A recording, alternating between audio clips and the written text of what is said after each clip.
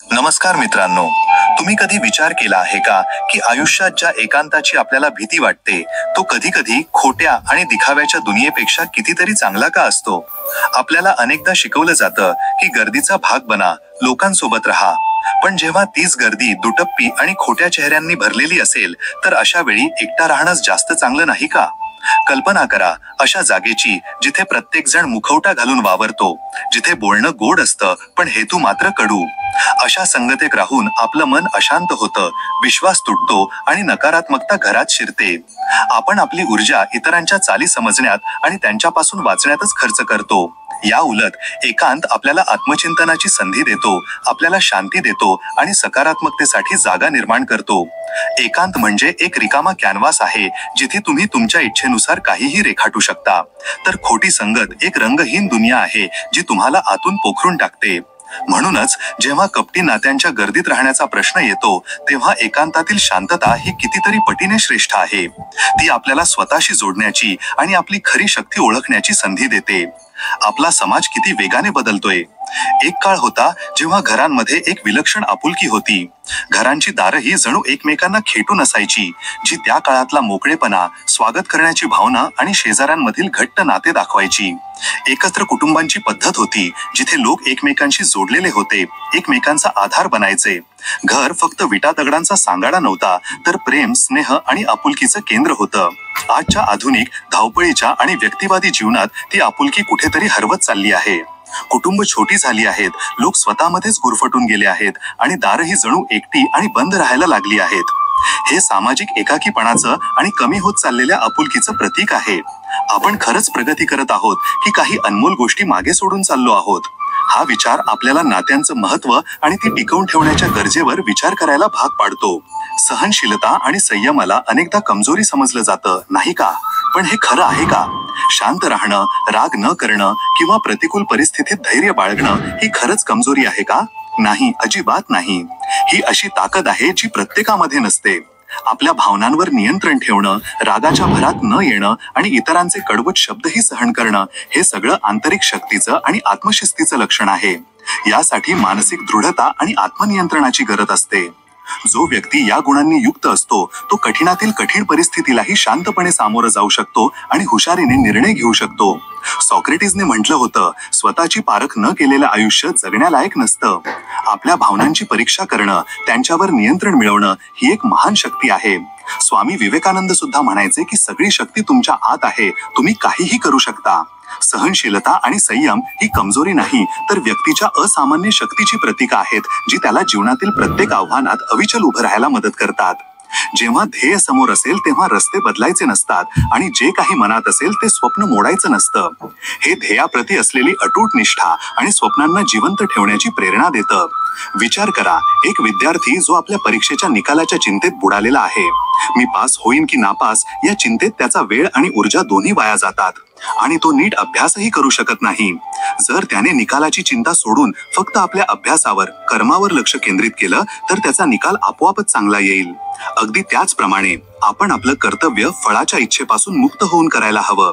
जसं भगवद्गीतेत भगवान श्रीकृष्णाने अर्जुनाला सांगितलं होतं, कर्मण्येवाधिकार असते मा फलेषु कदाचन, म्हणजे फक्त कर्म करण्याचाच तुला अधिकार आहे, फळाची अपेक्षा कधीही करू नकोस. जेव्हा आपण आपल्या जीवनात एखादं ध्येय निश्चित केलं आहे तेव्हा वाटेत येणाऱ्या लहान सहान अडथळ्यांमुळे किंवा मोहांमुळे आपल्या मार्गापासून विचलित व्हायला नको. आपण आपलं लक्ष ध्येयावर केंद्रित ठेवलं पाहिजे आणि त्याच दिशेने पुढे जात राहिलं पाहिजे. त्याचप्रमाणे आपल्या मनात जी स्वप्न आहेत, ज्या आकांक्षा आहेत, त्यांना अडचणींमुळे किंवा इतरांच्या नकारात्मक बोलण्यामुळे मरू देऊ नये. स्वप्नांना जिवंत ठेवणं आणि ती साकार करण्यासाठी प्रयत्न करत राहणं जीवनाला सार्थकता आणि उद्देश देतं. लाओ त्सूने म्हटलं होतं, हजारो मैलांचा प्रवासही एका पावलानेच सुरू होतो. प्रत्येक छोटं पाऊल जर योग्य दिशेने असेल तर तुम्हाला तुमच्या ध्येयापर्यंत पोहोचवेल. आयुष्य जसजसं पुढे जातं तसतसं आपल्याला जाणवतं की आई वडील प्रत्येक गोष्टीत बरोबर होते. तारुण्यात जेव्हा आपण जोश आणि अनुभवाच्या कमतरतेने भरलेलो असतो, इतकं म्हणून रामने श्यामचा हात पकडला. दादा, तुम्हाला तर खूप तापही आहे, श्यामने शांत स्वरात म्हटले. काही नाही राम, हलकासा ताप आहे, कधी कधी खोकल्यात रक्त येतं. पण यावेळी रामने आपला आळस बाजूला सारून म्हटले, नाही दादा, आता मी तुम्हाला असं राहू देणार नाही, तुम्हाला आत्ताच डॉक्टरकडे घेऊन जाईन. राम जरी एक आळशी व्यक्ती होता तरी तो आपल्या मोठ्या भावावर आपल्या वडिलांप्रमाणे प्रेम करायचा. राम जबरदस्तीने श्यामला डॉक्टरकडे घेऊन गेला. डॉक्टरने श्यामची तपासणी केली आणि गंभीर नजरेने म्हटले. राम म्हणाला, डॉक्टर साहेब, ऑपरेशनचा खर्च किती येईल? डॉक्टर म्हणाले, कमीत कमी 5 लाख रुपये. हे ऐकून रामच्या पायाखालची जमीन सरकली, पण त्याने डॉक्टर समोर आपली चिंता व्यक्त केली नाही आणि म्हणाला, ठीक आहे डॉक्टर साहेब, मी एका आठवड्यात पैशांची व्यवस्था करतो. डॉक्टरने काही औषधं दिली आणि म्हटले की यामुळे काही काळापुरता आराम मिळेल. राम आपल्या भावाला घरी घेऊन आला. आता त्याला आपल्या आळशी स्वभावावर खूप राग येत होता. त्याने लगेचच गावच्या सरपंचाच्या घराकडे धाव घेतली.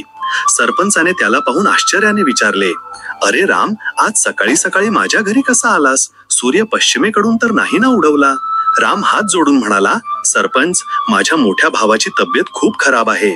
मला 5 लाख रुपयांची नितांत गरज आहे. मी बदल्यात कोणतेही काम करायला तयार आहे. सरपंचाने हसत म्हटले, अरे राम, तुझ्याकडून काम करून घेणे? जो स्वतःसाठी लाकडं कापू शकत नाही तो मेहनतीचं काम काय करणार? मला माफ कर, मी तुला पैसे देऊ शकत नाही. राम निराश होऊन तिथून निघून गेला आणि हरिकाकांकडे पोहोचला. हरिकाकांकडे खूप शेती होती. रामने त्यांच्याकडे मदतीची याचना केली. हरिकाका, माझ्या भावाचा जीव वाचवण्यासाठी मला 5 लाख रुपये हवे आहेत. तुम्ही जितकी वर्षे म्हणाल तितकी वर्षे मी तुमच्या शेतात मेहनतीने काम करेन. हरिकाका मोठमोठ्याने हसत म्हणाले, अरे राम, तुझा आळशीपणा तर फक्त या गावातच नाही तर दुसऱ्या गावांमध्येही प्रसिद्ध आहे. तू शेतात काय खाक काम करणार? चल पळ इथून. राम उदास आणि रडत जंगलात पोहोचला आणि एका मोठ्या झाडाजवळ जाऊन लाकडं तोडू लागला. त्याने न थांबता 4 तास सतत मेहनत केली. तो स्वतःशीच म्हणू लागला, काश मी आधीच मेहनत करायला शिकलो असतो तर आज मला कुणासमोर हात पसरण्याची गरज पडली नसती.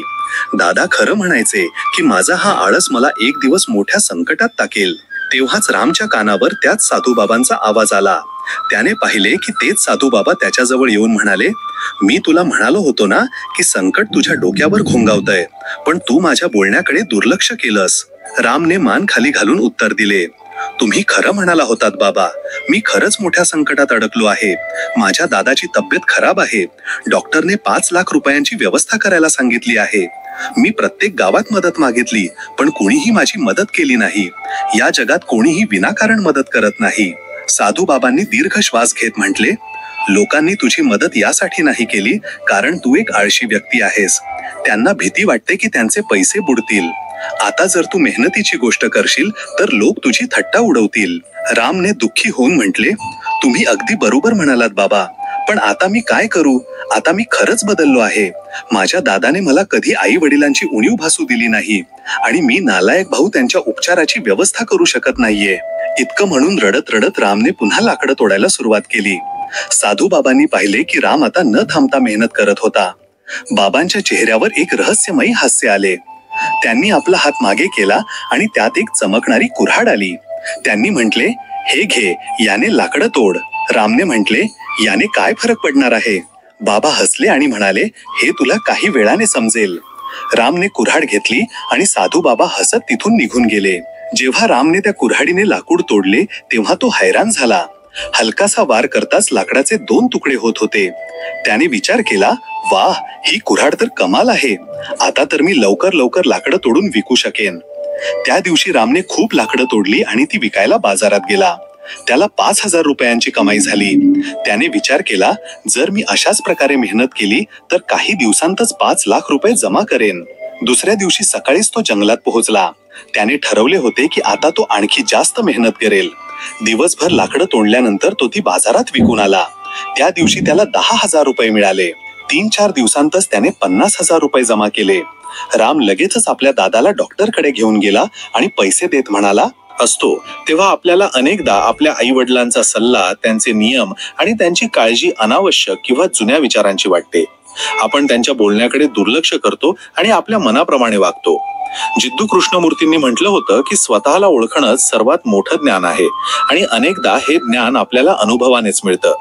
जसजसं आपलं वय वाढतं, आपण जीवनातील चढ उतार पाहतो, आपल्या निर्णयांचे परिणाम भोगतो आणि अनुभव मिळवतो, तेव्हा आपल्याला हळूहळू हे जाणवायला लागतं की आपले आई वडील जे काही म्हणायचे त्यात किती सत्य, किती दूरदृष्टी आणि आपल्याबद्दल किती स्नेह लपलेला होता. त्यांच्या अनुभवाच्या ज्ञानाने आणि निस्वार्थ प्रेमातून निघालेल्या गोष्टी खरं तर आपल्या भल्यासाठीच होत्या, ज्या आपण त्यावेळी समजू शकलो नव्हतो. ही एक प्रकारची प्रगल्भता आणि कृतज्ञतेची भावना आहे, जी आपल्याला आपल्या आई वडिलांबद्दल आणखी जास्त प्रेम आणि आदराने भरून टाकते. मार्ग वेगळे झाल्याने आपण दूर होत नाही, फक्त अंतर वाढतं. आयुष्यात अनेकदा अशी परिस्थिती येते की आपल्याला आपल्या प्रियजनांपासून भौतिकदृष्ट्या दूर जावं लागतं. आपले मार्ग वेगळे होतात, आपण वेगवेगळ्या शहरांमध्ये किंवा देशांमध्ये राहायला लागतो. यामुळे आपल्यातील मैलांचं अंतर तर वाढतं, पण याचा अर्थ असा नाही की आपण भावनिकदृष्ट्याही एकमेकांपासून दूर झालो आहोत.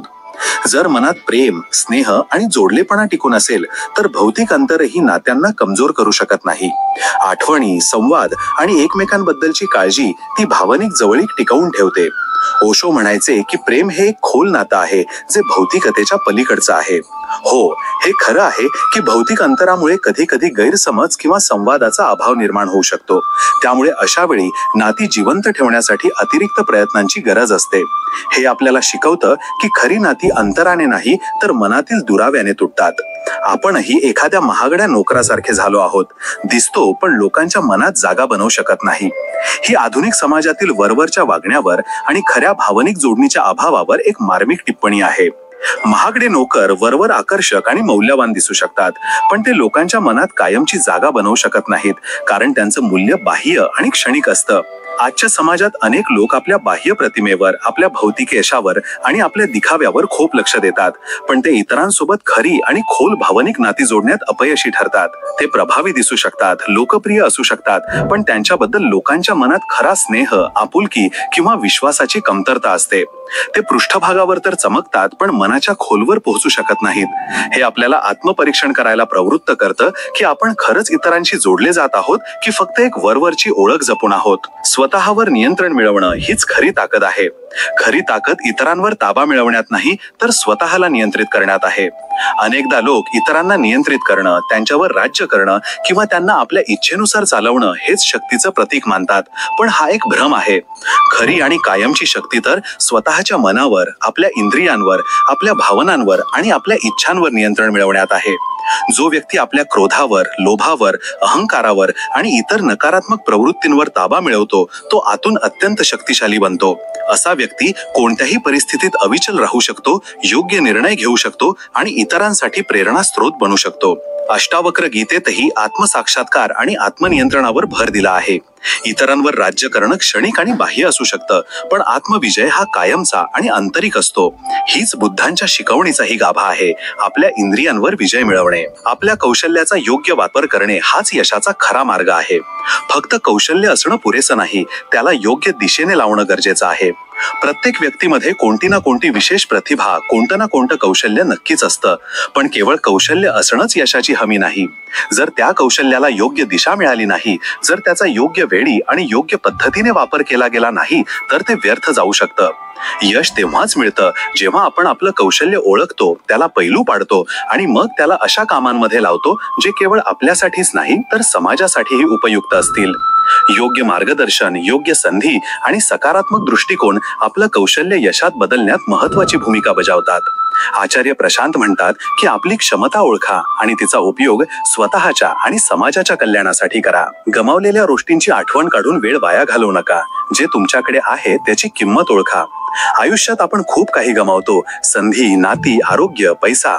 ज्या गोष्टी एकदा हरवतात त्या अनेकदा परत मिळत नाहीत. त्यांच्याबद्दल सतत विचार करत राहणं, त्यांच्यासाठी शोक करत बसणं फक्त आपला वर्तमान वेळ आणि ऊर्जा नष्ट करतं. यातून आपल्याला निराशा आणि दुःखाशिवाय काहीच मिळत नाही. शहाणपण यातच आहे की आपण भूतकाळातील नुकसानीतून धडा घेऊन पुढे जावं आणि जे काही सध्या आपल्याकडे आहे, आपले प्रियजन, आपलं आरोग्य, आपली साधनं, आपल्या संधी, त्यांची किंमत ओळखावी, त्यांच्याबद्दल कृतज्ञ राहावं आणि त्यांचा सदुपयोग करावा. वर्तमानावर लक्ष केंद्रित करूनच आपण एक चांगल्या भविष्याची निर्मिती करू शकतो. हे आपल्याला सांगतं की जीवनात कृतज्ञता किती महत्वाची आहे. आनंदी राहायला हवं, कारण जे आयुष्य तुम्हाला मिळालं आहे ते कुणा दुसऱ्याचं स्वप्नही असू शकतं. आपण अनेकदा आपल्या कमतरता, आपल्या समस्या आणि आपल्या अपूर्ण इच्छांवर इतकं जास्त लक्ष केंद्रित करतो की आपण आपल्याला मिळालेले अगणित आशीर्वाद विसरून जातो. आपण आपल्या आयुष्याबद्दल असमाधानी आणि दुःखी राहतो. पण जर आपण आपल्या आजूबाजूला पाहिलं तर आपल्याला असे अनेक लोक मिळतील जे त्या गोष्टींसाठी तळमळत आहेत ज्या आपल्याकडे सहज उपलब्ध आहेत. चांगलं आरोग्य, एक सुरक्षित घर, अन्न, शिक्षण, प्रेम करणारे प्रियजन. जे आयुष्य आपल्याला मिळालं आहे ते कदाचित कुणा दुसऱ्यासाठी एक स्वप्न असेल, एक न मिळणारी इच्छा असेल. याची जाणीव आपल्याला कृतज्ञतेने भरून टाकते आणि आपल्याला आपल्या सध्याच्या आयुष्यात आनंद आणि समाधान शोधण्यासाठी प्रेरित करते. कबीरदासजी म्हणतात, साई इतना दीजिए जामे कुटुंब समाये, मैं भी भूखा न रहूं साधू न भूखा जाए. हा कृतज्ञतेचाच भाव आहे. एखाद्याचं लक्षपूर्वक ऐकणं ही आपण त्याला देऊ शकणारी सर्वात मोठी प्रशंसा आहे. जेव्हा आपण एखाद्या व्यक्तीचं बोलणं पूर्ण लक्ष देऊन आणि आदराने ऐकतो, मध्ये न टोकता, आपलं मत न लादता, तेव्हा आपण त्याला हा संदेश देतो की आपण त्याला आणि त्याच्या विचारांना महत्त्व देतो. हे त्या व्यक्तीबद्दलच्या आपल्या खऱ्या रुचीचं आणि आदराचं प्रतीक आहे. आजच्या धावपळीच्या जीवनात जिथे प्रत्येक जण आपलीच गोष्ट सांगायला आतुर असतो, तिथे कुणाला तरी आपलं पूर्ण लक्ष देणं ही एक दुर्मिळ आणि मौल्यवान भेट आहे. यामुळे केवळ त्या व्यक्तीला चांगलं वाटत नाही, तर आपल्यालाही त्याचा दृष्टिकोन समजून घेण्याची, त्याच्याकडून काहीतरी शिकण्याची आणि आपली नाती अधिक घट्ट करण्याची संधी मिळते. हे एक प्रकारचं माइंडफुलनेस आहे, जिथे आपण वर्तमान क्षणात पूर्णपणे उपस्थित असतो. तुमच्या चेहऱ्यावरचं हसू तुमच्या बाह्य सौंदर्यापेक्षा जास्त मौल्यवान आहे. लक्षात ठेवा, हसू हे पृथ्वीवरचं सर्वात स्वस्त आणि सर्वात चांगलं औषध आहे.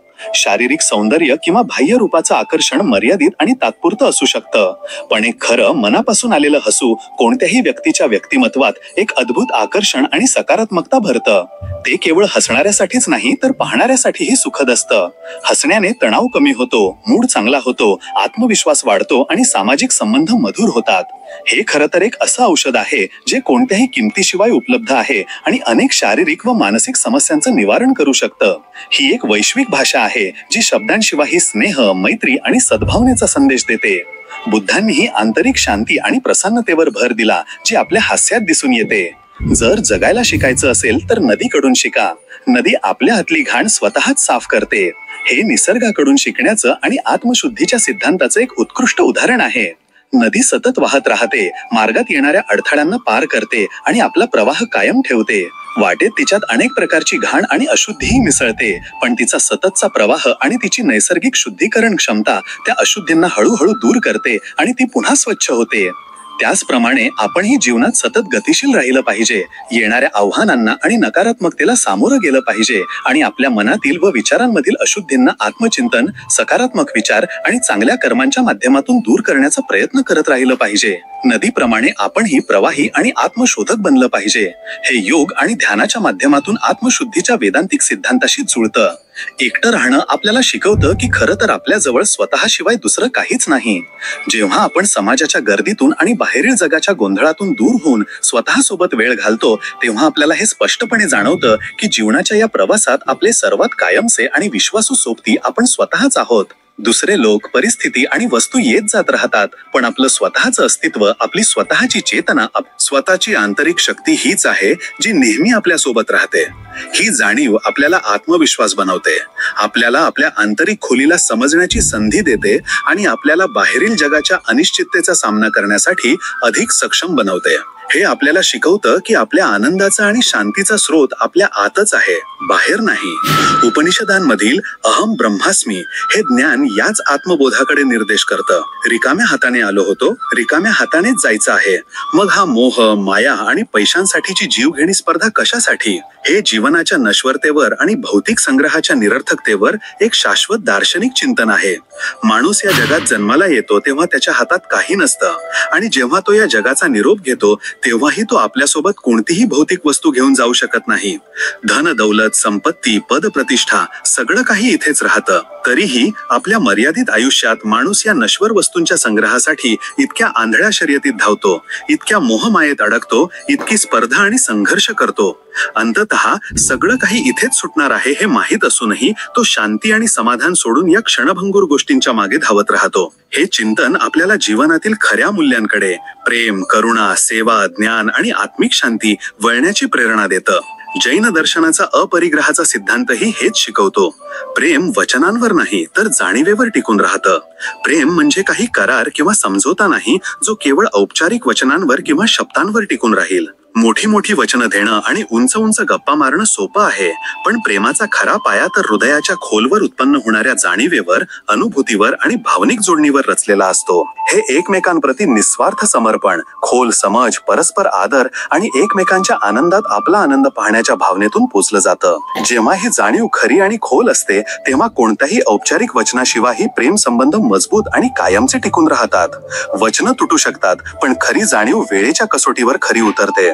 बाबा बुल्ले शाह म्हणतात, प्रेमाच्या गल्ल्या खूप अरुंद आहेत, त्यात दोघे एकत्र राहू शकत नाहीत, जे खऱ्या प्रेमाची खोली दर्शवते. आनंदी दिसण्याच्या सक्तीमुळे माणूस आणखीनच उदास होतो. हे भावनांना दाबून टाकण्याच्या आणि कृत्रिम आनंद पांघरण्याच्या नकारात्मक मानसिक परिणामांना दर्शवतं.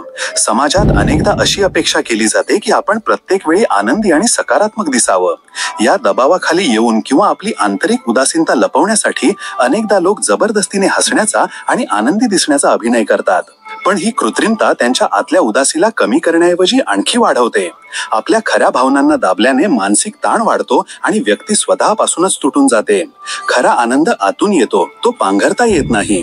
आपली उदासी स्वीकारणं, तिची कारणं समजून घेणं आणि त्यावर उपाय शोधणं हेच मानसिक आरोग्यासाठी चांगलं आहे. आनंदी दिसण्याचा निरर्थक प्रयत्न करणं नाही. कुणी कितीही आपलं असलं तरी ते आधी स्वतःचा फायदाच बघतं.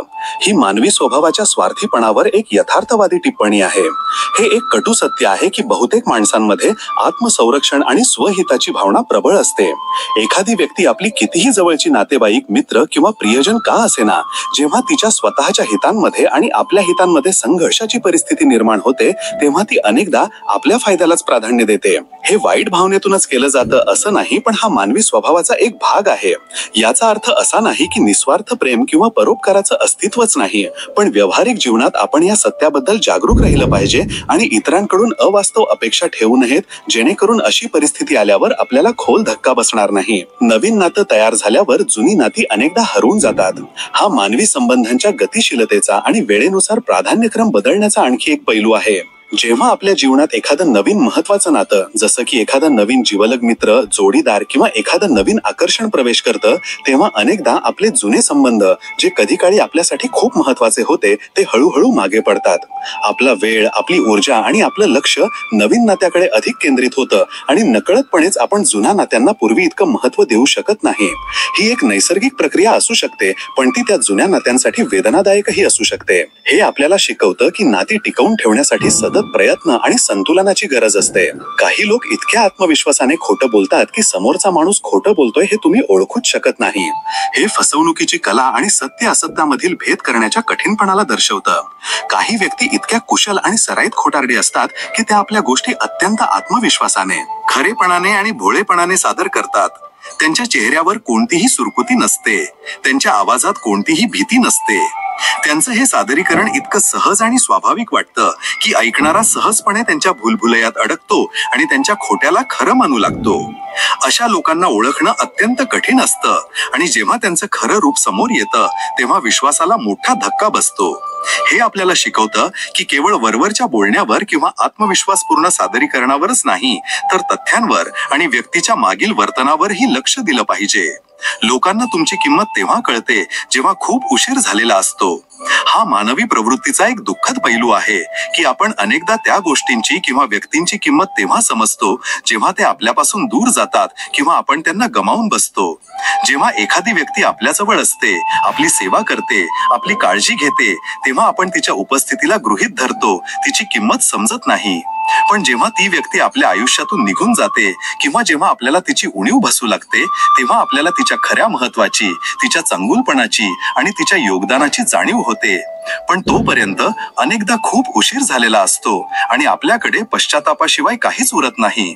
हे आपल्याला शिकवतं की आपण आपल्या प्रियजनांची आणि आपल्याजवळ असलेल्या गोष्टींची कदर त्या असतानाच केली पाहिजे.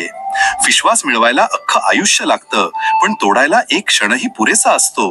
हे विश्वासाच्या नाजूक स्वभावाला आणि त्याच्या निर्मिती व विनाशाच्या प्रक्रियेतील मोठ्या फरकाला स्पष्ट करतं. कुणाचा विश्वास संपादन करणं ही एक हळू, क्रमाक्रमाने आणि सतत चालणारी प्रक्रिया आहे. यासाठी आपल्याला आपला प्रामाणिकपणा, आपली निष्ठा, आपली विश्वसनीयता आणि आपलं चारित्र्य वारंवार सिद्ध करावं लागतं. यात वर्षानुवर्ष आणि कधी कधी अख्खं आयुष्यही लागू शकतं. पण या कठीण परिश्रमाने मिळवलेल्या विश्वासाला तोडण्यासाठी एक छोटंसं चुकीचं काम, एक खोटं, एक धोका किंवा एक निष्काळजीपणाचा क्षणही पुरेसा असतो. एकदा विश्वास तुटला की त्याला पुन्हा त्याच पातळीवर स्थापित करणं अत्यंत कठीण, किंबहुना जवळजवळ अशक्य होऊन बसतं. म्हणूनच आपण विश्वासाला अत्यंत काळजीपूर्वक आणि आदराने जपायला हवं. बदल तर निश्चित आहे. प्रत्येक गोष्ट बदलते. कधी कुणाचं मन बदलतं तर कधी कुणाचे दिवस बदलतात. हे बदलाच्या सार्वत्रिक आणि अटळ नियमाला प्रतिपादित करतं. निसर्गाचा नियमच बदल आहे. वेळ बदलते, ऋतू बदलतात, परिस्थिती बदलते आणि याच क्रमाने माणूस आणि त्याच्या आयुष्याशी जोडलेली प्रत्येक गोष्टही बदलते. काही बदल सकारात्मक असतात, काही नकारात्मक. कधी एखाद्या व्यक्तीचं हृदय बदलतं, त्याच्या भावना, त्याचे विचार, त्याची निष्ठा बदलू शकते. तर कधी कुणाचे दिवस बदलतात, म्हणजेच त्याची आर्थिक स्थिती, त्याची सामाजिक प्रतिष्ठा किंवा त्याच्या नशिबात बदल येतो. हे बदल स्वीकारणं आणि त्यांच्याशी जुळवून घेणंच जगण्याची कला आहे. जो बदलाला रोखण्याचा प्रयत्न करतो तो दुःखी होतो. हे वेदांताच्या माया सिद्धांताशी मिळतं जुळतं आहे, जिथे सर्व काही अनित्य आहे.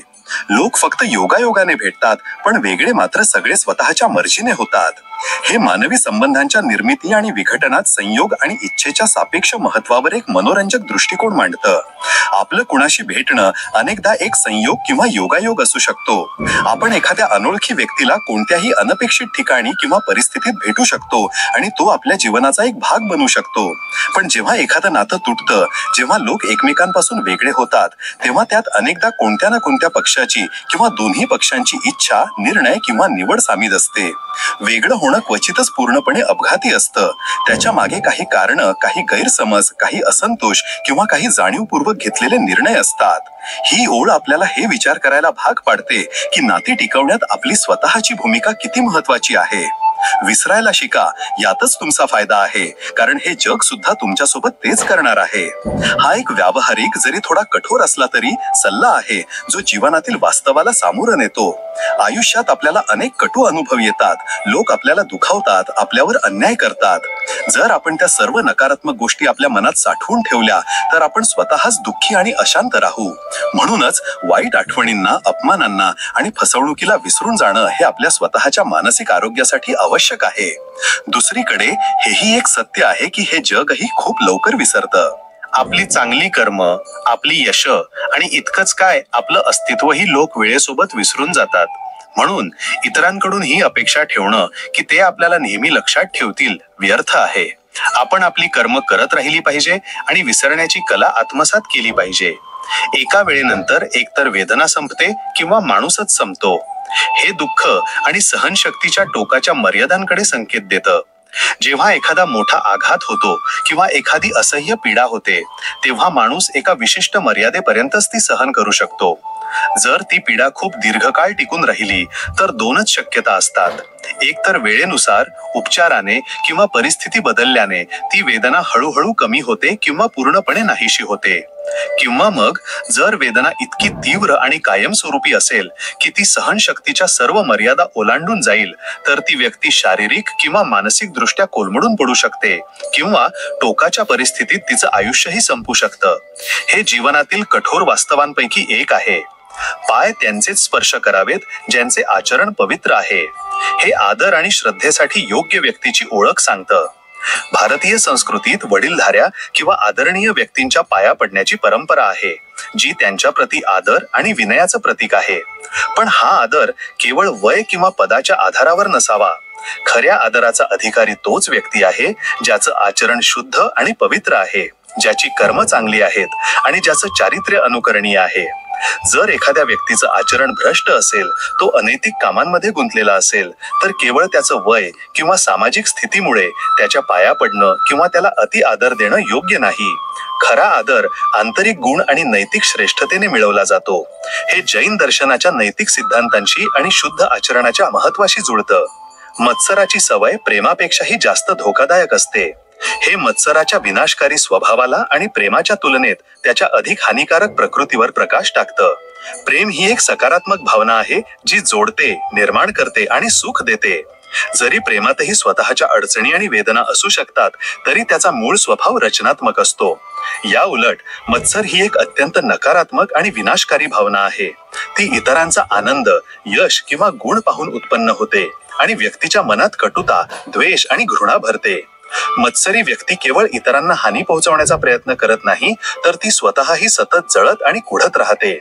अशा प्रकारे मत्सराची सवय व्यक्तीच्या स्वतःच्या चारित्र्यासाठी आणि मानसिक शांतीसाठी प्रेमाच्या समस्यांपेक्षाही कितीतरी अधिक घातक सिद्ध होऊ शकते. बुद्धांनीही तृष्णा आणि मत्सराला दुःखाचं मूळ कारण सांगितलं आहे.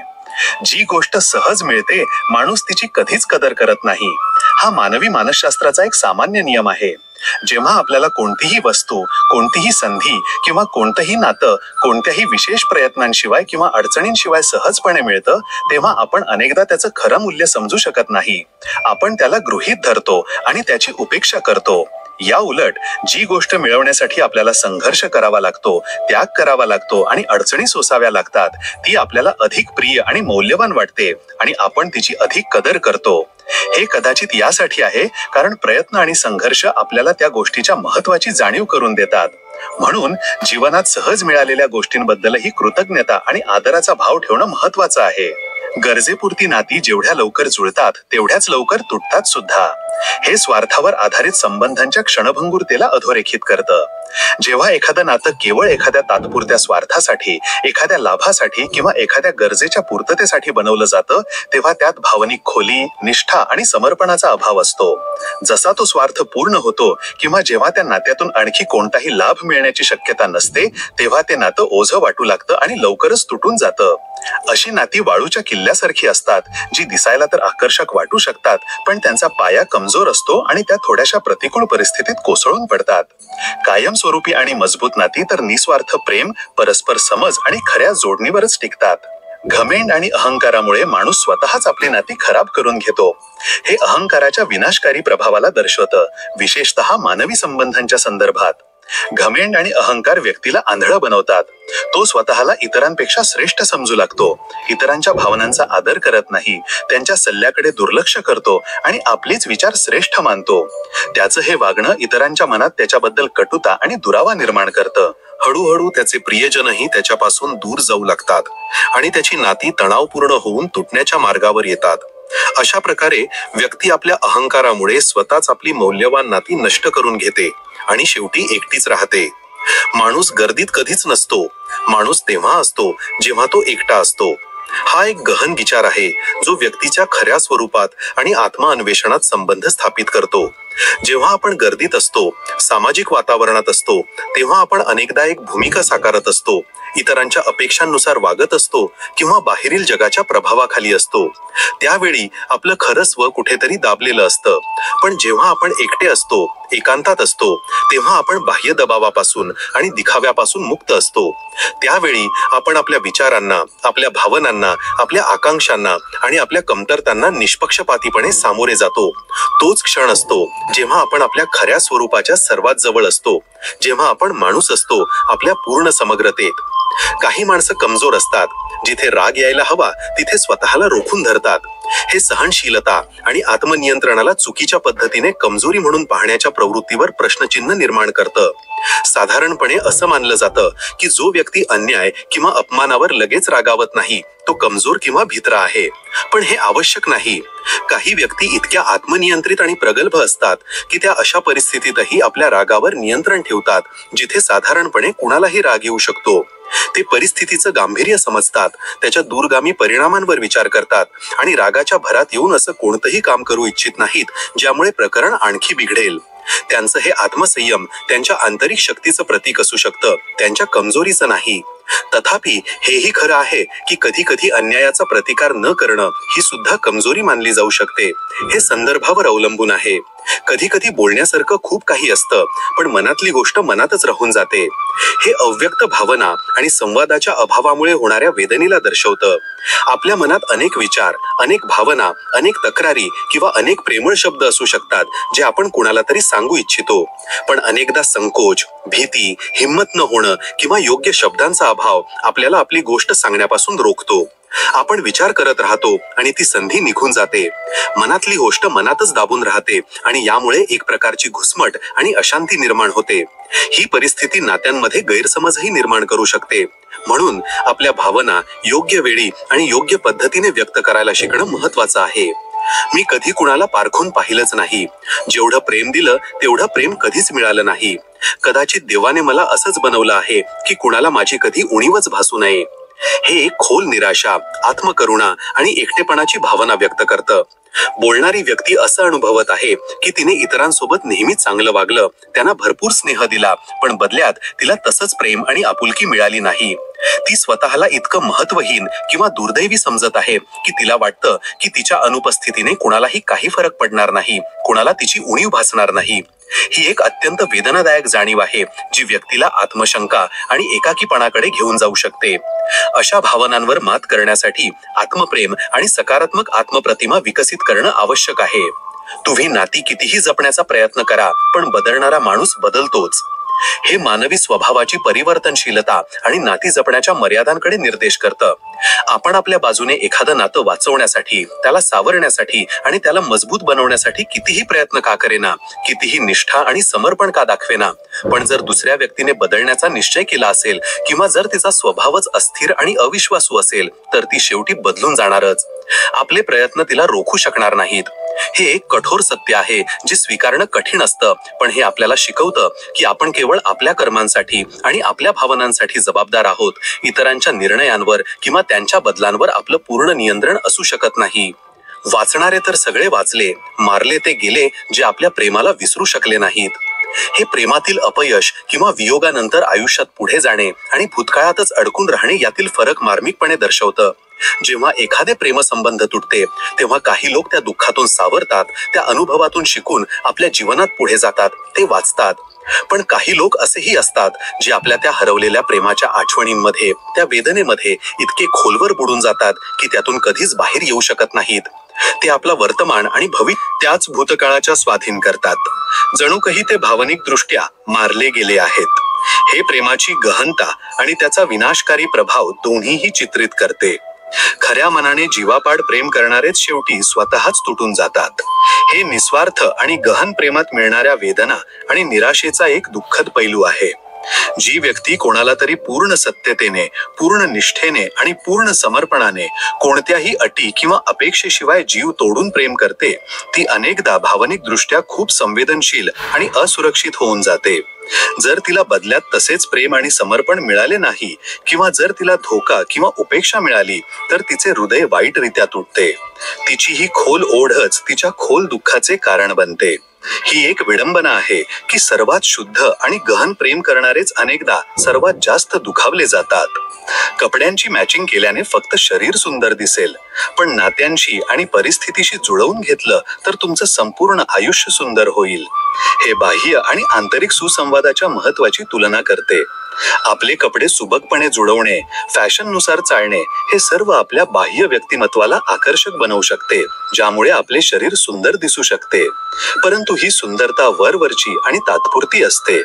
खरी आणि कायमस्वरूपी सुंदरता तर जीवनात सुसंवाद साधल्याने येते. आपल्या नात्यांमध्ये प्रेम, समज आणि सहकार्याचा सुसंवाद, आपल्या परिस्थितीशी जुळवून घेण्याचा आणि समाधानाचा सुसंवाद.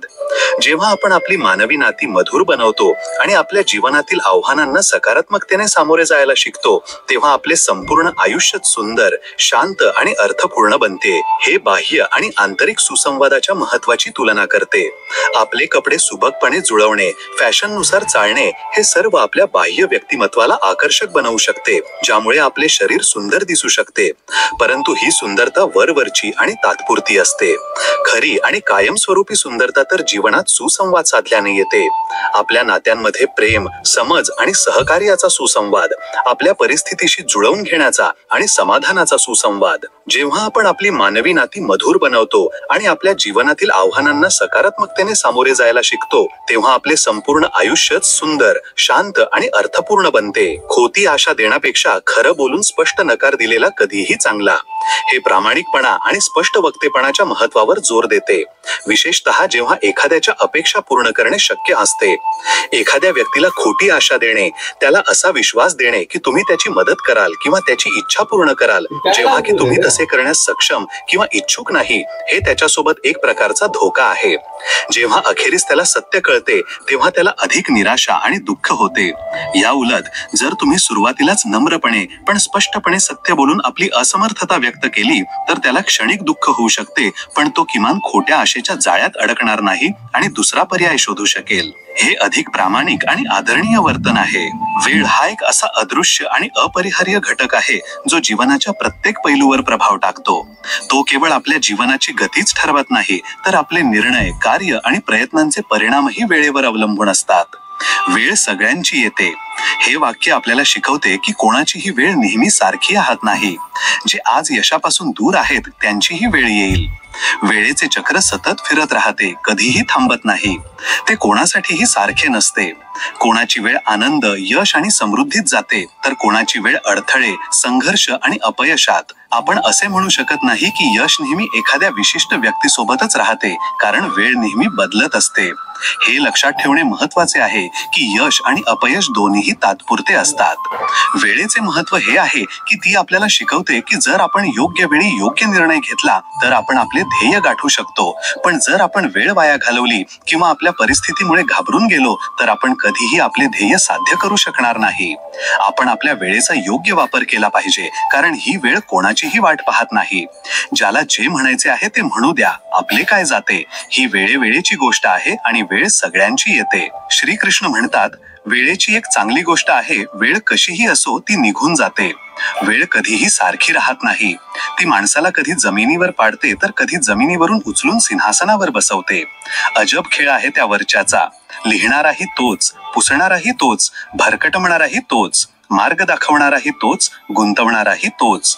आयुष्याच्या कठीण काळात दिसतही नाही, पण साथ देणाराही तोच आहे. पुसल्याने पुसले जात नाहीत नशिबाचे हे खेळ. चांगले काम करत राहा, मग ईश्वराची किमया बघ. संधी सगळ्यांना मिळते, वेळ सगळ्यांची येते. फरक फक्त एवढाच आहे, कोणी डाव साधून जातो तर कोणी सहन करून जातो. दुःख नसते तर सुखाची किंमत कळली नसती. जर सगळ्यांना मागण्यानेच मिळाले असते तर जगात त्या वरच्याची गरजच नसती. कर्माची गाठोडी बांधून माणूस या जगात फिरत राहतो. तो जसे कर्म करतो तसेच फळ त्याला मिळते. नशीब मेहनतीने बदलते, फक्त बसून विचार केल्याने नाही. धैर्याचेच नाव आयुष्य आहे. जेव्हा एखाद्या दुःखावर तुला कोणतेही औषध मिळणार नाही, तेव्हा समजून घे याचा इलाज आता वेळच करेल. खाल्लेलं प्यायलेलं अंगाला लागेल, दान केलेलं सोबत चालेल, बाकी उरलेलं सगळं गंजून जाईल.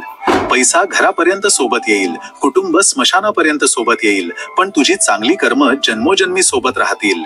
आयुष्यात गर्व करू नकोस. नशीब बदलत राहतं, आरसा तोच राहतो, फक्त चित्र बदलत राहतं. कुणीतरी विचारलं, जेव्हा कणाकणात देव आहे तर मंदिरात का जाता? खूप सुंदर उत्तर मिळालं. हवा तर उन्हातही वाहते, पण खरा आनंद सावलीत बसूनच मिळतो. त्याचप्रमाणे देव सगळीकडे आहे, पण खरा आनंद मंदिरात बसूनच मिळतो. बेरोजगार होऊन जगणं नरका समान आहे, जिथे ना इज्जत आहे, ना सन्मान, ना पैसा आणि ना व्यवहार. प्रभू म्हणतात, जर नुकसान झालं आहे तर भविष्यात लाभही होईल, आणि जर फसवणूक झाली आहे तर भविष्यात हिशेबही होईल. जिंकतो तोच जो हरल्यानंतरही हार मानत नाही. देवाकडे काही मागायचे असेल तर सद्बुद्धी मागा, बाकी सर्व आपोआप मिळेल. डोंगरावर चढण्याचा एक नियम आहे, वाकून चाला. आयुष्य ही फक्त एवढेच मानते की जर तुम्ही वाकून चाललात तर ध्येयापर्यंत पोहोचू शकाल. कोणतेही काम सुरू करण्यापूर्वी स्वतःला हा प्रश्न विचारा, मी हे का करत आहे आणि मी यशस्वी होईन का? संयम हे असे झाड आहे ज्याचे मूळ कडू असले तरी फळ नेहमीच गोड असते. वेळोवेळी स्वतःलाही बदला, कारण प्रत्येक वेळी रस्ता बदलल्याने फळ मिळत नाही. मन तेच तोडतात ज्यांना जोडायला येत नाही. जो वाईट काळात साथ देतो, चांगला काळ आल्यावर अनेकदा त्यालाच दूर केले जाते. मी अनेकदा पाहिले आहे, आंधळ्या माणसाला दृष्टी आल्यावर तो सर्वात आधी आपली काठी विकतो जिने त्याला नेहमीच साथ दिली होती. कोणाची प्रशंसा ऐकण्यासाठी कोणतेही काम करू नका. जे काही कराल ते मनापासून करा. मग लोक प्रशंसा करोत किंवा टीका, सर्व सहन करा. जर तुम्हाला खरोखरच तुमची प्रशंसा करून घ्यायची असेल तर आधी तुम्हाला मरावे लागेल, कारण माणूस मेल्यानंतरच त्याची किंमत कळते. श्रीकृष्ण म्हणतात, चिंता करू नका, चिंतन करा, कारण चिंता आपल्याला चितेपर्यंत घेऊन जाते, तर चिंतन आपल्याला परमार्थापर्यंत. प्रत्येक व्यक्तीच्या जीवनात चढ उतार येतात, परंतु आपले विचार आणि दृष्टिकोनच आपल्याला पुढे जाण्यास मदत करतात. सकारात्मक विचार, ध्येय निश्चिती आणि ध्यानाच्या माध्यमातून आपण आपल्या निराशांवर मात करू शकतो.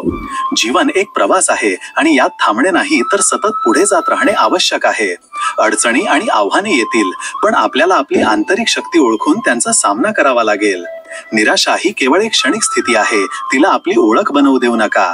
चिंता आपल्या मानसिक स्थितीवर आणि भावनांवर परिणाम करते. जेव्हा आपण चिंता करतो तेव्हा आपले लक्ष विचलित होते आणि आत्मविश्वास कमी होतो. म्हणूनच हे आवश्यक आहे की आपण चिंतेवर नियंत्रण ठेवावे आणि सकारात्मकतेकडे वळावे. चिंतन आणि आत्मविश्लेषणाच्या माध्यमातून आपण आपला मार्ग स्पष्ट करू शकतो आणि जीवन संतुलित व अर्थपूर्ण बनवू शकतो.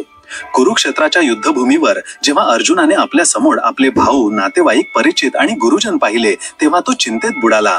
या चिंतेमुळे तो आपल्या ध्येयापासून भटकला आणि आपला उद्देश विसरला. तेव्हा भगवान श्रीकृष्णाने केवळ अर्जुनालाच नव्हे तर संपूर्ण जगाला चिंतामुक्तीचा एक दिव्य उपाय दिला, आणि तो उपाय होता श्रीमद भगवद्गीता. श्रीमद भगवद्गीतेच्या ज्ञानाने अर्जुनाच्या चिंतेचे निवारण केले आणि त्याला त्याच्या निश्चित ध्येयाकडे जाण्यासाठी प्रोत्साहित केले. म्हणून कान्हा म्हणतात, चिंता नाही, चिंतन करा. जीवन सकारात्मकतेने जगण्याचा प्रयत्न करा आणि प्रत्येक दिवसाला एका नव्या सुरुवातीच्या रूपात पहा. तुमच्या आज जी शक्ती आहे ती कोणत्याही आव्हानाचा सामना करू शकते. म्हणूनच हसत राहा आणि पुढे जात राहा. देवाला ज्यांना उंचीवर पोहोचवायचे असते त्यांना तो सर्वात जास्त त्रास देतो, जेणेकरून ते त्या त्रासांशी लढत आपल्या ध्येयापर्यंत पोहोचू शकतील. हार मानू नका. त्या लोकांना आठवा ज्यांनी म्हटले होते, तुझ्याकडून हे होणार नाही. कोणत्याही परिस्थितीत देवावरील विश्वास गमावू नका. जो देव रात्री झाडाच्या फांद्यांवर झोपलेल्या पक्ष्यांना पडू देत नाही, तो तुम्हाला कसे पडू देईल? फक्त विश्वास ठेवा. योग्य वेळ आल्यावर तुम्हाला तुमच्या अपेक्षेपेक्षाही जास्त मिळेल. तुमच्या स्वप्नांशी कोणालाही काही देणे घेणे नाही. सगळे आपापले नशीब घडवण्यात गुंतले आहेत. म्हणूनच कोणाच्याही भरोशावर बसू नका. एकटे चालण्याची हिंमत ठेवा. धीर धरा, निराश होऊ नका, कारण ज्याने तुम्हाला लिहिले आहे तो ब्रह्मांडाचा सर्वात मोठा लेखक आहे. जीवनात त्रासांचा सामना केल्याशिवाय यश मिळू शकत नाही. हे सत्य आहे की माणसाचे नशीब त्याच्या स्वतःच्या हातात असते. मेहनतीने माणूस आपले नशीब बदलू शकतो, मग त्याच्या नशिबात काहीही लिहिलेले असो. जेव्हा माणूस आपल्या स्वप्नांसाठी पूर्ण प्रामाणिकपणाने आणि समर्पणाने कार्य करतो, तेव्हा तो अशक्य गोष्टीही शक्य करू शकतो. भगवद्गीतेत श्रीकृष्ण म्हणतात, कर्मण्येवाधिकार असते मा फलेषु कदाचन. अर्थात आपला अधिकार केवळ कर्म करण्यावर आहे. फळाची चिंता करणे आपले कर्तव्य नाही. हा श्लोक आपल्याला शिकवतो की आपण आपले कार्य पूर्ण निष्ठेने केले पाहिजे आणि परिणामाची चिंता सोडून दिली पाहिजे. जेव्हा आपण आपली पूर्ण शक्ती आणि जिद्दीने प्रयत्न करतो तेव्हा यश निश्चितपणे आपले पाय चुमते. संघर्ष हीच यशाची गुरुकिल्ली आहे. प्रत्येक यशस्वी व्यक्तीच्या जीवनात संघर्षाचा एक मोठा काळ असतो. कोणतेही महान ध्येय अडचणींशिवाय पूर्ण होत नाही. अडचणी आपल्याला शिकवतात, मजबूत बनवतात आणि आपल्याला स्वतःवर विश्वास ठेवण्याची प्रेरणा देतात. अपयश हे एका नव्या सुरुवातीसारखे असते. जेव्हा एक रस्ता बंद होतो तेव्हा दुसरा रस्ता उघडतो. फक्त गरज असते धैर्याची आणि विश्वासाची. आत्मविश्वास आणि संकल्पाची शक्ती आपल्याला प्रत्येक कठीण काळात पुढे जाण्याची प्रेरणा देते. जेव्हा आपण स्वतःवर विश्वास ठेवतो आणि आपल्या ध्येयाप्रती ठाम राहतो तेव्हा आपली मेहनत फळाला येते. जर मनात ठरवले की हार मानायची नाही, तर कोणताही अडथळा आपल्याला रोखू शकत नाही. यशासाठी मोठे स्वप्न पाहणे, दररोज थोडे चांगले बनण्याचा प्रयत्न करणे, कठोर परिश्रम करणे, सकारात्मक विचार ठेवणे आणि धैर्य व विश्वास कायम ठेवणे आवश्यक आहे. लक्षात ठेवा, जर स्वप्ने मोठी असतील तर संघर्षही मोठा असेल, आणि जर रस्ता कठीण असेल तर विजयही ऐतिहासिक असेल. म्हणून उठा, जागे व्हा आणि जोपर्यंत आपले ध्येय साध्य होत नाही तोपर्यंत थांबू नका. तुमची मेहनतच तुमचे नशीब लिहिणार आहे. दररोज स्वतःला पूर्वीपेक्षा चांगले बनवण्याचा प्रयत्न करा. आत्मविश्वास ठेवा, पुढे जात राहा आणि आपली स्वप्ने साकार करा. आज मी तुम्हाला एक अशी प्रेरणादायी कथा सांगणार आहे जी केवळ तुमचा विचारच बदलणार नाही, तर तुम्हाला हेही शिकवेल की नशिबाच्या भरोशावर बसून काहीही होत नाही. आपले नशीब तेव्हाच बदलते जेव्हा आपण आपल्या कर्मांवर विश्वास ठेवतो. चला तर मग जाणून घेऊया की मेहनत आणि योग्य दिशेने केलेले कर्म जीवन कसे बदलू शकतात. लक्ष देऊन ऐका, कारण ही कथा तुमचे आयुष्य बदलण्याची ताकद ठेवते. एका गावात राम आणि श्याम नावाचे दोन सख्खे भाऊ राहत होते. राम श्यामपेक्षा 8 वर्षांनी लहान होता. लहानपणीच त्यांचे आई वडील वारले होते. त्यानंतर श्यामनेच रामचे पालन पोषण केले. काही वर्षांपूर्वी एका भयंकर रस्ते अपघातात श्यामने आपला एक पाय गमावला होता. आता तो अपंग होता, पण तरीही मेहनत करून घराचा खर्च चालवत होता. दुसरीकडे राम अत्यंत आळशी आणि बेजबाबदार होता. तो जास्त शिकलेला नव्हता, पण सर्वात मोठी गोष्ट ही होती की तो मेहनत करण्यापासून पळ काढत होता. त्याचा मोठा भाऊ त्याच्या सवयींमुळे त्रस्त होता. दररोज सकाळी तो त्याला उठवण्याचा प्रयत्न करायचा, पण राम नेहमी अंथरुणात पडून राहून दिवसभर झोपण्याचा बहाणा करायचा. त्याच्यासाठी जीवनाचा अर्थ केवळ आराम करणे होता आणि तो कधीही कोणतंही काम मन लावून करत नव्हता. त्याचा भाऊ त्याला अनेकदा समजवायचा की वेळ अमूल्य आहे, पण रामवर काहीही परिणाम होत नव्हता. तो म्हणायचा, अजून तर पूर्ण आयुष्य पडलंय काम करायला, आता तर आराम करू दे. अशा प्रकारे दिवस जात होते आणि रामचा आळस वाढत होता. त्याचे मित्र जे मेहनत करत होते ते आपापल्या जीवनात प्रगती करत होते, पण रामला याने काहीही फरक पडत नव्हता. त्या दिवशीही दुपारचे 12 वाजले होते, पण राम अजूनही झोपलेला होता. श्यामला राहवले नाही आणि तो रागाने ओरडला, अरे उठ लहान भावा, अजून किती वेळ झोपणार? सूर्य डोक्यावर आलाय, कधी जाशील तू कामावर? रामने जांभई दिली आणि अंथरुणात कुशी बदलत म्हणाला, दादा तू तर सकाळी सकाळी शांतपणे झोपूही देत नाहीस. श्यामने टोमणा मारत म्हटले, आज सकाळ तुला माहित आहे का? ही सकाळ नाही, दुपार झाली आहे. मी तुझ्यासाठी नाश्ता बनवला होता, तोही थंड झाला आहे. आता मी दुपारच्या जेवणाची तयारी करतोय, पण तुझी झोप काही संपायचं नाव घेत नाहीये. रामला जाणीवच नव्हती की तो किती वेळ झोपला होता. तो म्हणाला, काय दादा, तुम्ही दुपारच्या जेवणाची तयारी करताय? मला तर वेळेचा पत्ताच लागला नाही. श्याम खोकत म्हणाला, राम, पूर्ण गावात तुझं नाव आळशीपणामुळे प्रसिद्ध आहे. जेव्हा कोणी माशी तुझ्याबद्दल वाईट बोलतं तेव्हा मला खूप वाईट वाटतं. जर त्या रस्ते अपघाताने मला अपंग बनवलं नसतं तर मी तुला कधीच काम करायला सांगितलं नसतं. पण आता खरं हे आहे की माझ्याकडून आपल्या दोघांचा खर्च उचलणं अवघड होत चाललाय आणि हा खोकलाही मला कित्येक दिवसांपासून त्रास देतोय. रामने चिडून म्हटले, दादा सरळ सरळ असं का नाही म्हणत की तुम्ही मला कंटाळला आहात? श्यामने शांत स्वरात म्हटले, अशी गोष्ट नाहीये राम. मला वाटतं की तू मेहनती बनावस, जेणेकरून मी तुझ्यासाठी एखादी चांगली मुलगी बघून तुझं लग्न लावून देईन. आता लवकर उठ आणि नाश्ता करून घे. राम कसाबसा नाश्ता करून आपली कुऱ्हाड घेऊन जंगलाकडे निघाला. तो अजून आपल्या घरापासून थोडाच दूर पोहोचला होता की गावचे हरी काका त्याला पाहून हसत म्हणाले, अरे राम, आज पुन्हा इतक्या लवकर उठलास? इतक्या सकाळी सकाळी कामावर जाशील तर आजारी पडशील. राम रागाने म्हणाला, तुम्हाला काय हरी काका, मी लवकर उठू किंवा उशिरा ही माझी मर्जी. रामचे बोलणे ऐकून हरी काकांच्या चेहऱ्यावर राग आला. ते म्हणाले, अरे काय बोललास तू? जेव्हा तुझी मर्जी होईल तेव्हा तू झोपून उठशील. तुला जराही लाज वाटत नाही? एवढा मोठा धट्टाकट्टा झाला आहेस आणि तुझा अपंग भाऊ दुसऱ्यांच्या शेतात काम करून घर चालवतो आणि तू दिवसभर झोपून राहतोस. रामचा चेहरा रागाने लाल झाला. काहीही न बोलता तो वेगाने जंगलाच्या दिशेने निघून गेला. राम एका झाडाजवळ थांबला आणि स्वतःशीच पुटपुटला, हे गावचे लोक स्वतःला काय समजतात कोण जाणे. थोडे मेहनती काय झाले, आता माझी थट्टा करायला लागले. आज मी इतकी लाकडं तोडेन की सगळ्यांची तोंड बंद होतील. रामने रागाने कुऱ्हाड उचलली आणि झाड तोडायला लागला. पण कसाबसा काही लाकडं तोडल्यावरच त्याचा श्वास फुलू लागला. कपाळावरून घाम पुसत त्याने म्हटले, आज ऊनही खूप जास्त आहे आणि मला थकवाही जाणवत आहे. एक काम करतो, थोडा वेळ आराम करतो. राम जवळच्याच एका झाडाखाली बसला आणि काही मिनिटातच गाढ झोपेत घोरू लागला. काही तासानंतर रामची अचानक जाग आली. त्याने पाहिले की समोर एक अनोळखी बाबा उभे हसत होते. बाबांनी विचारले, बाळा, इतक्या दुपारी इथे जंगलात झोपला आहेस, काही काम करत नाहीस का? राम लाजत म्हणाला, काय करू बाबा, मला कामाची सवय नाही. जास्त मेहनत केल्यावर लवकर थकतो. बाबा हसत म्हणाले, तू मेहनत करण्याची सवय लाव. जर तू खरंच बदलू इच्छित असशील तर आजपासून दररोज थोडी थोडी जास्त मेहनत कर. तुझा आळस हेच तुझ्या गरिबीचे कारण आहे. जर तू खरंच स्वतःला आणि आपल्या भावाला आनंदी पाहू इच्छित असशील तर काम कर, मेहनत कर आणि मग बघ तुझं नशीब कसं बदलतं. राम चिडून म्हणाला, अहो बाबा, किती वेळा सांगू, मला काम करायला आवडत नाही. मला फक्त दिवसभर झोपायला आवडतं. आत्ताच मी एक स्वप्न पाहिलं होतं की मी एका महालात बसून छान छान जेवण करतोय. रामचे इतके बोलल्यावर ते बाबा त्याच्याकडे रागाने पाहू लागले आणि म्हणाले, इथे मेहनत करण्याऐवजी तू आरामात झोपला आहेस. तुला असं करताना मी कित्येक दिवसांपासून पाहतोय. मी तुला इशारा द्यायला आलो आहे. सुधार, संकट तुझ्या डोक्यावर उभा आहे. राम म्हणाला, कसलं संकट बाबा, जा मला झोपू द्या. बाबा म्हणाले, मी माझ्या आयुष्यात तुझ्यासारखा आळशी लाकूड तोडा पाहिला नाही. लाकडं तोडण्याऐवजी तू झोपून जातोस. रामने बहाणा करत म्हटले, अहो बाबा, आज माझी कुऱ्हाड खराब झाली आहे, त्यामुळे मी झोपलो. रामने इतकेच म्हटले होते की त्या साधू बाबांनी आपला हात मागे केला. अचानक रामने पाहिले की त्या बाबांच्या हातात एक कुऱ्हाड आली होती. बाबांनी ती कुऱ्हाड रामला देत म्हटले, ही कुऱ्हाड नवी आणि खूप चांगली आहे, याने लाकडं लवकर कापली जातील. राम म्हणाला, जा बाबा, नको मला तुमची ही कुऱ्हाड, मी फक्त माझ्या कुऱ्हाडीनेच लाकडं तोडतो. बाबा म्हणाले, आळशी लाकूड तोड्या, असं का नाही म्हणत की तुला कामच करायचं नाहीये? मी तर तुला इशारा द्यायला आलो होतो, पण आता वाटतंय की तुझ्याशी काहीही बोलणं व्यर्थ आहे.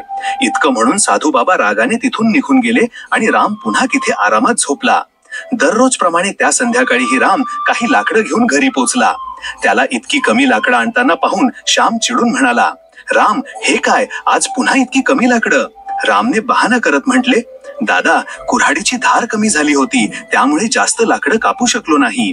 श्यामने दीर्घ श्वास घेत म्हटले, राम, तू रोज काही ना काही बहाणा करतोस, इतक्या कमी लाकडांनी आपलं भागेल कसं? रामने निष्काळजीपणे म्हटले, काही नाही दादा, उद्या जास्त लाकडं तोडून आणेन. इतकं म्हणून तो आत निघून गेला, जेवला आणि झोपून गेला. दुसऱ्या दिवशी राम आपल्या सवयीनुसार दुपारीच उठला.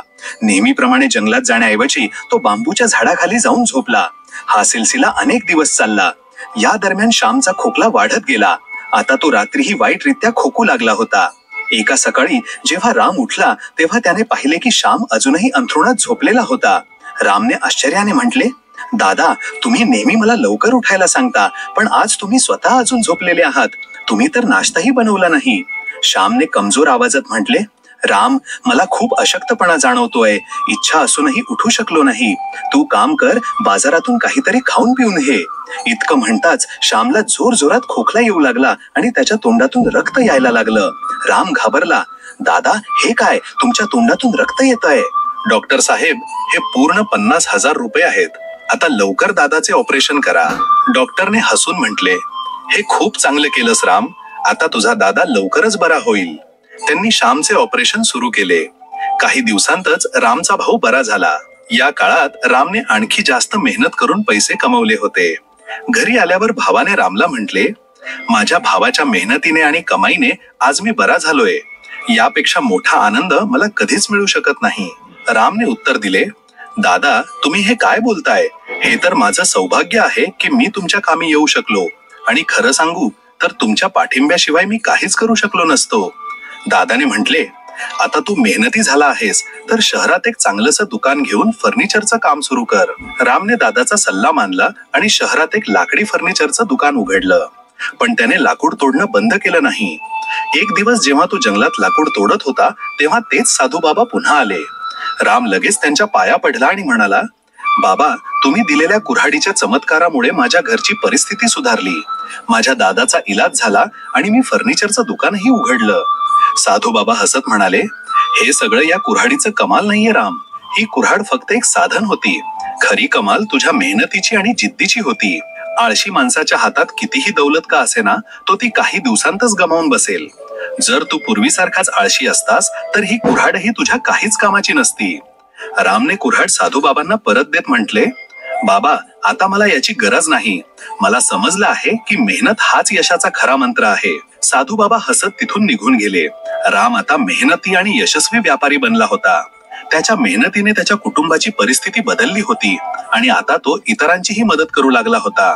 मित्रांनो, मेहनतीला कोणताही पर्याय नसतो. जर आपण वेळेत जागे झालो तर आपल्याला कुणासमोर हात पसरण्याची गरज पडणार नाही. मेहनतीनेच खरं यश मिळतं. मित्रांनो, आजसाठी इतकंच.